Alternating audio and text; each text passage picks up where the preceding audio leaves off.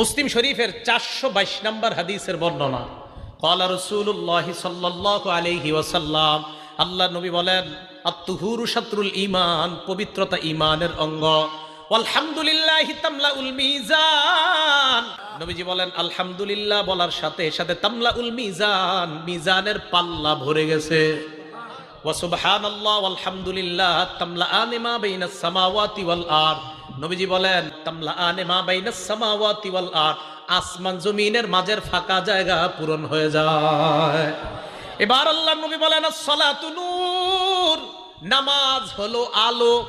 এটা কিতাব আছে নাম সহিহুল জামি', 2573 নম্বর হাদিস, 2573।